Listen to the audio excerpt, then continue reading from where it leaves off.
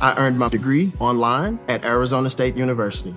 I chose to get my degree at ASU because I knew that I'd get a quality education, they were recognized for excellence, and that I would be prepared for the workforce upon graduating.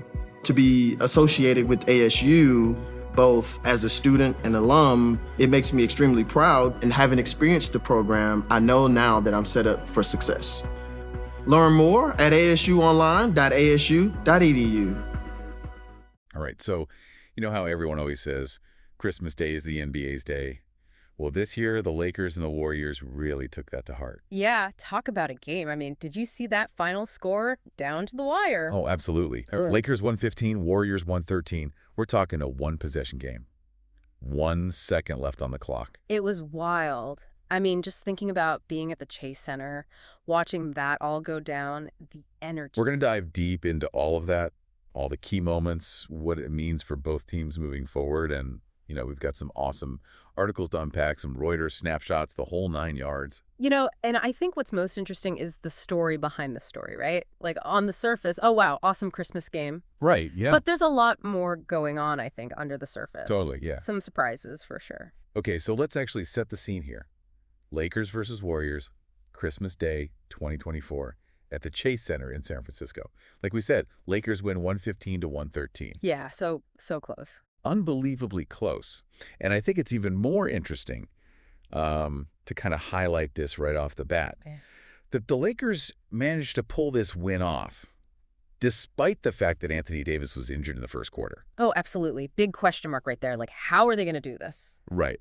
So, you know, when we talk about stepping up, right? Yeah. You have to talk about Austin Reeves. This was Huge game. a huge game for him. He was, you know, not just good, he was phenomenal. Oh, yeah. He ended the game with a triple-double. Are you ready for these stats? Lay it on me. 26 points. Wow. 10 rebounds. Okay. And 10 assists. Okay, now you're just showing off. I mean, those are some numbers. It's unbelievable. And not just that, he scored the game-winning layup with only 1 second left on the clock. Unbelievable. I mean, can you imagine? No, the pressure. Must have been insane. Yes. And the Warriors, they had just tied the game moments before, so he really had to come through in that clutch moment. Absolutely. And this was something I was thinking about, too. You know, everyone's saying, oh, breakout game. I don't know if it was a breakout game. I mean, obviously, great game. But he was really stepping up and being a playmaker. And I think one of the articles kind of highlighted this, too. It was saying that you could see him really focused on playmaking, especially with Davis out. Right. Makes sense. Yeah. He wasn't just scoring points. He was looking for his teammates. He was facilitating the offense and just making smart decisions, which under that kind of pressure is pretty incredible. Yeah, so I guess the question is, right? Yeah. Is this a sign of things to come for Reeves? Or was this, you know, a one-time explosion kind of fueled by the Christmas Day energy, a special occasion? You know, I think it's hard to say for sure, right? It's just one game. But it definitely puts him on the map. Like, people will be watching him now. Yeah. And I think it shows he can handle the big moments. He can thrive in that high-pressure environment. I mean, not everybody can. Nope, absolutely. And speaking of thriving in high-pressure environments, we have to talk about LeBron James, who was, as always, incredible on Christmas Day. LeBron on Christmas, always a good show. Yeah. It's like, what else would you expect? Oh, exactly. 31 points for LeBron, tied for the game high with 10 assists. So, you know, he was really dishing it out there. I mean, some people might say, like, if you compare it to his 2021 game, you know, the Christmas Day game against Brooklyn, which some people thought, oh, that was maybe a little lackluster for LeBron. But I think he kind of silenced those doubters this year. He always does. He was making plays all over the court. He was controlling the tempo. And, you know, I think what I liked seeing the most was how he was mentoring the younger players, like Reeves. Right. And one of the articles actually mentioned that that they observed LeBron talking to Reeves quite a bit throughout the game, especially after Davis went out with the injury. So it was like, you know, it was a coaching role on top of his usual star player role. Absolutely. And I think that's, you know, part of why we love LeBron. The leadership, the basketball IQ. I mean, the guy just understands the game at a different level. No, yeah, he sees things that, you know, the rest of us just don't. Yeah. Now, while Reeves and LeBron were, you know, shining for the Lakers, Steph Curry was putting on a show for the Warriors. I mean, come on. Are you kidding? Steph Curry on Christmas? Like, that's a recipe for something magical. Yeah, he ended the game with a game-high 38 points, which is pretty amazing, Yeah. including a record-tying 8 three-pointers. So for a Christmas game, that's pretty special. Unbelievable. And don't forget that 31-foot three-pointer. I mean, 7.6 seconds left on the clock. Oh, yeah. For a second there, I was like, are the Warriors going to steal this? I know, right? The whole Chase Center just erupted. Yeah. So I think, the question is, with Curry playing at that level, at such an incredible level, why couldn't the Warriors get the win?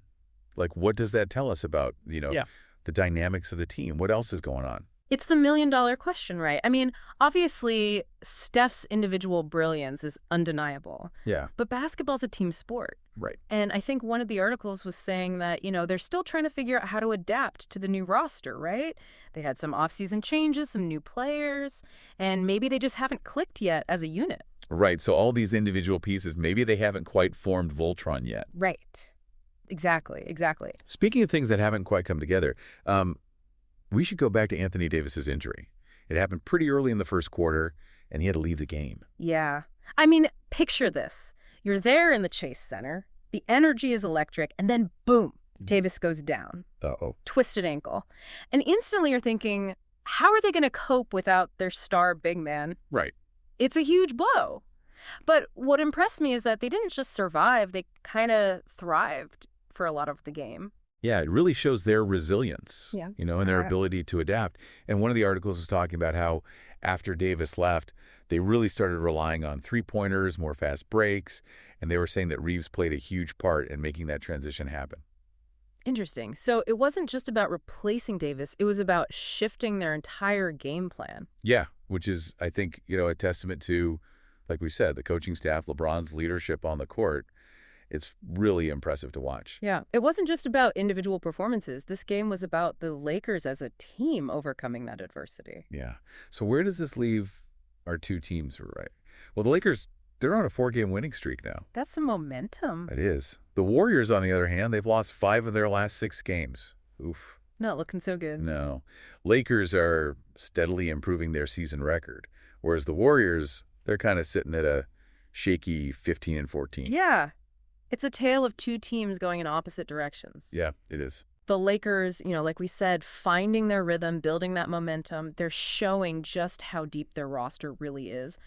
The Warriors, on the other hand, I think they're still searching for some answers. Lot to figure out. Yeah, I mean, so much to think about after this game. The Lakers, with that last-second win, Reeves kind of announcing his arrival on the scene, LeBron, continuing his Christmas Day reign. Yeah. Curry putting on a show despite the loss. Absolutely. And, of course, the big question mark, what happens with Anthony Davis? How long is he going to be out? That's a big one. Yeah. Yeah. I mean, I think this game just makes us wonder, is the individual brilliance of someone like a Steph Curry, is that enough in today's NBA? Yeah. Or are we seeing that you really need those strong team dynamics to really pull through? It's a great question. It really is. We'll have to see how it all plays out. Absolutely. Yeah. Well, on that note, we'll leave you with that thought. Thanks for listening. Happy New Year, everybody. Today is your lucky day. Today is the day that our $3 website works for you, paying you directly to your PayPal daily. Imagine $3 ongoing continuous payments to your PayPal account. Imagine falling asleep and waking up to $300 in your PayPal account. How would this make you feel? How could this help you? What bills could you pay? What kind of fun could you have? What does that retirement look like now?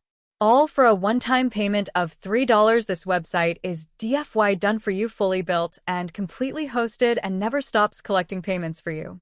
You have spent $3 on coffee on a regular, but that coffee won't help you create multiple streams of income. Click the link below.